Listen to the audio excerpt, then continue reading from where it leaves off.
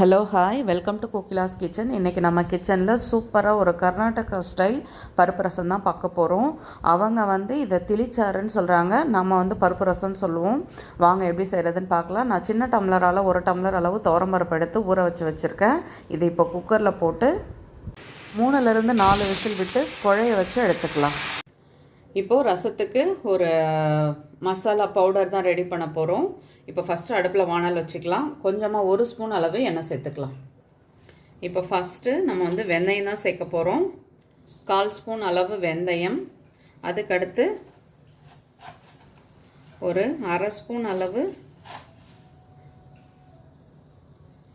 இது சின்ன ஸ்பூனுன்றதுனால நான் இந்த மாதிரி சேர்த்துக்கிறேன். நீங்கள் அந்த கணக்கில் எடுத்துக்கோங்க. அடுத்து 3/4 ஸ்பூன் அளவு வெள்ளை உளுந்து. இது எல்லாமே கொஞ்சம் கொஞ்சமாக அப்படியே ஃப்ரை ஆகட்டும். இது கூட அடுத்து கடுகு, ஒரு 1/4 ஸ்பூன் அளவு கடுகு.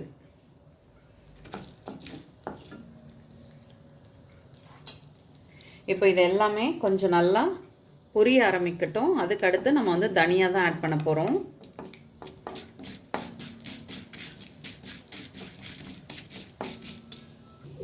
அடுத்து பெரிய ஸ்பூனால் ஒரு 3 ஸ்பூன் அளவு தனியா சேர்த்துக்கலாம்.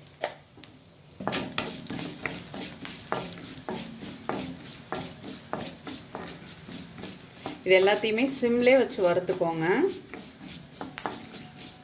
அடுத்து சீரகம் 2 ஸ்பூன் சேர்த்துக்கலாம்.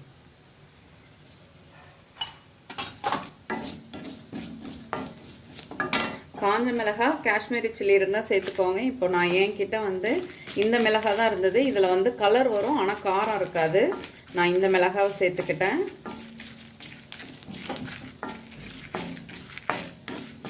இது இப்போ எல்லாமே நல்லா வறுத்தாச்சு. இதில் ஒரு 1/4 ஸ்பூன் அளவு மஞ்சள்தூள் சேர்த்துக்கலாம். மஞ்சள்தூள், அடுத்து பெருங்காயத்தூள்.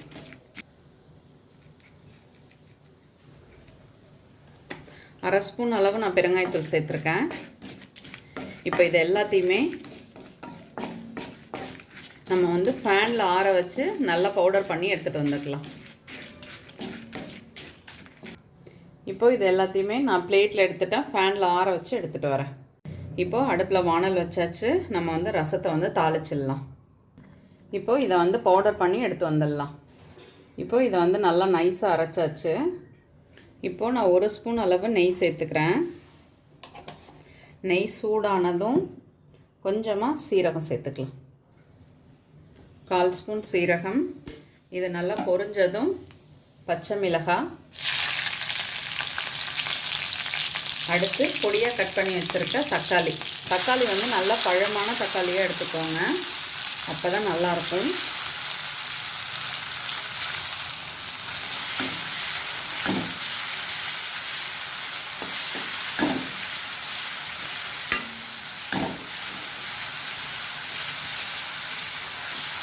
கொஞ்சம் தக்காளி நல்லா குழையட்டும். அதுக்கப்புறம் நம்ம அடுத்த பொருள்லாம் ஆட் பண்ணிக்கலாம்.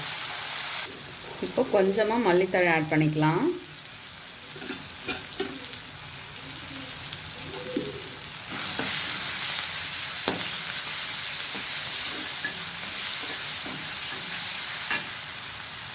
கால் ஸ்பூன் அளவு மஞ்சள்தூள்.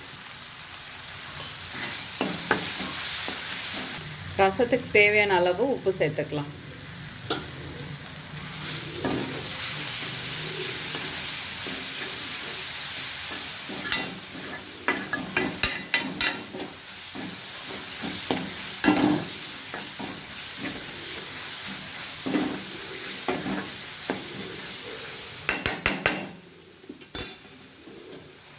நெக்ஸ்ட் இதில் வெல்லம் சேர்ப்பாங்க. கர்நாடகா ஸ்டைல்னாலே அதை சாம்பாராக இருக்கட்டும் ரசமாக இருக்கட்டும் வெல்லம் இல்லாத ரசமோ சாம்பாரோ கிடையாது. பட் நான் இன்றைக்கி ஆட் பண்ணல. உங்களுக்கு வேணும்னா நீங்கள் இந்த ஸ்டேஜில் சேர்த்துக்கோங்க. வெல்லம் சேர்த்துட்டு நெக்ஸ்ட்டு புளி தண்ணி தான் ஆட் பண்ணணும். நான் சின்ன லெமன் சைஸ் அளவு புளி எடுத்து கரைச்சி வச்சுருக்கேன். அதுதான் இப்போது ஆட் பண்ணிக்க போகிறேன்.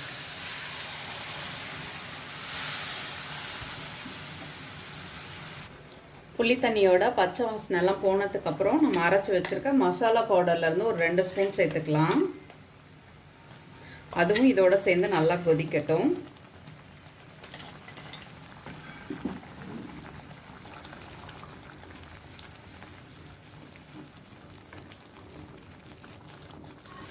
இது இப்போ நல்லா கொதிச்சதும் நம்ம வந்து கொஞ்சமாக பருப்பு தண்ணியை ஃபஸ்ட்டு இதில் சேர்த்து கொதிக்க விடலாம். அதுக்கப்புறம் மற்ற தண்ணியை வந்து ஆட் பண்ணிப்போம்.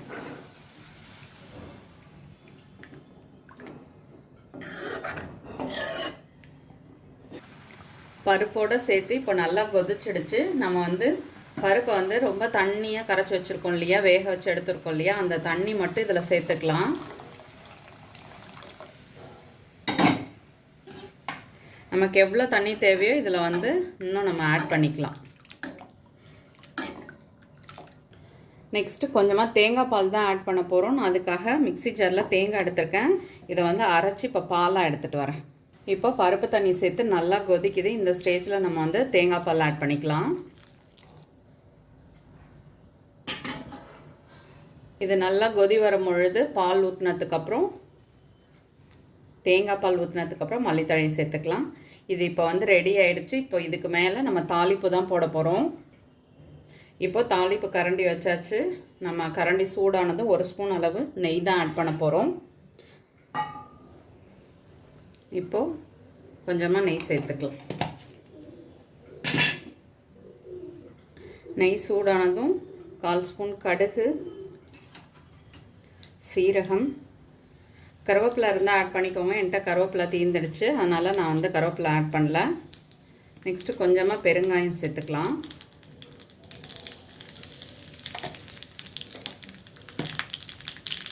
இப்போது இது நல்லா பொரிஞ்சிடுச்சு. நம்ம வந்து கொதிச்சிட்ருக்க ரசத்தில் சேர்த்துக்கலாம்.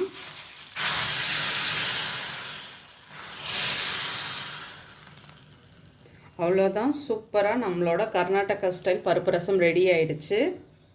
இப்போ பவுலில் மாற்றிட்டு பார்க்கலாம்.